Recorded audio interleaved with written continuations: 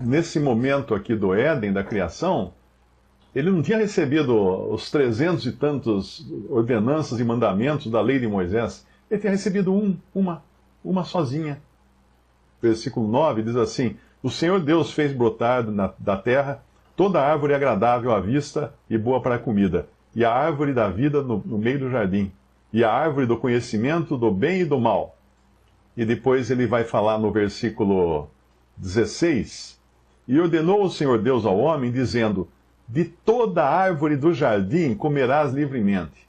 E no entanto ele fala da árvore do conhecimento, de toda árvore do jardim, versículo 16, comerás livremente. Mas da árvore do conhecimento do bem e do mal, dela não comerás, porque no dia em que dela comeres, certamente morrerás.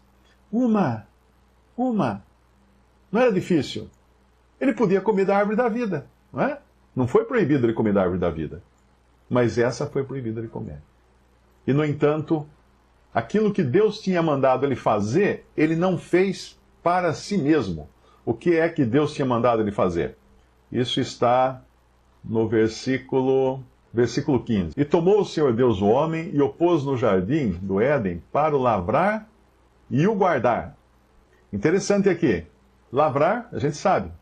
Então, ele tinha que lavrar o jardim do Éden. O trabalho Deus deu ao homem. O trabalho não foi amaldiçoado quando Deus criou o homem. Depois o trabalho dele daria cardos e espinhos, né? Depois da queda. Mas antes, era para ele trabalhar. Trabalho é uma coisa que Deus deu ao homem trabalhar.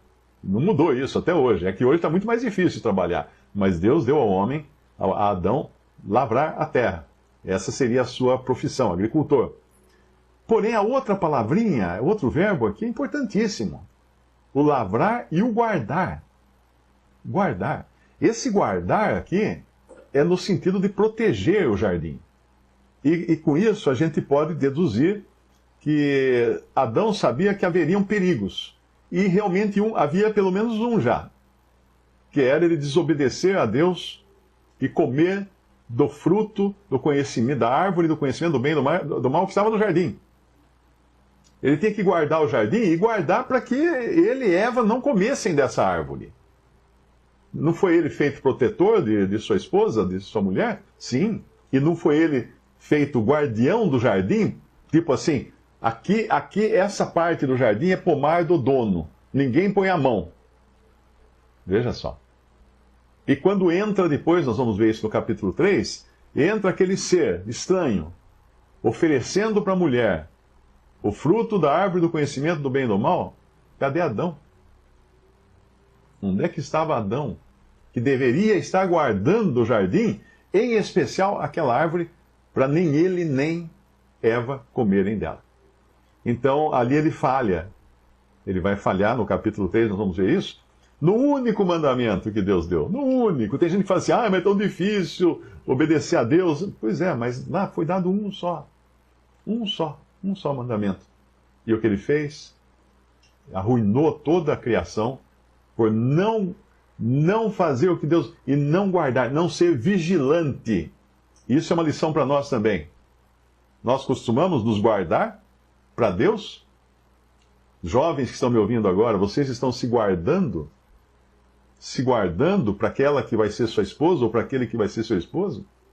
Ou vocês estão deixando qualquer insinuação do diabo soprar nos ouvidos de vocês? Não é tão proibido assim, não é tão ruim assim, né? É muito importante lembrar disso. Agora, quando ele fala de guardar, então, era sério. E aqui começa imagine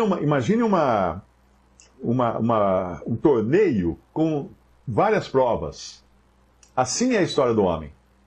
Deus provou o homem de diversas maneiras, e agora ele vai provar o homem aqui na inocência. O homem inocente é provado e cai. Depois Deus vai provar o homem na consciência, porque ele vai comer da árvore do conhecimento do bem e do mal e virar consciência para ele. E o que acontece com ele na consciência? Ele cai. Depois Deus vai provar de outras maneiras, vai provar o homem no governo, dando um governo para um homem ter poder sobre o outro homem, sobre o seu semelhante, ele cai. E Deus vai provar o homem todo o tempo, até chegar num ponto em que ele diz um basta e envia o seu filho ao mundo para salvar o homem. Era tipo o homem estava dentro de um espaço em que não pode ir por ali, ele ia. Não pode ir por ali, ele ia. Não pode ir por ali. Então, peraí, então você não funciona. Sozinho você não vai conseguir. Aí Deus mandou o seu filho para morrer, para pagar pelo pecado do homem, para sofrer a penalidade da desobediência de todos os que viveram desde Adão. Quando a gente pensa que Cristo morreu, nós sempre pensamos de 2000 anos para cá, né, para os que vieram depois dele, não. Ele morreu na cruz por todos os salvos de todas as eras. Morreu para tirar o pecado do mundo e morreu para levar os pecados dos que iriam crer nele. Antes de Cristo, aqueles que creram que Deus iria prover um sacrifício para o pecador. Depois de Cristo, nós que cremos que Deus já proveu esse sacrifício para nos salvar.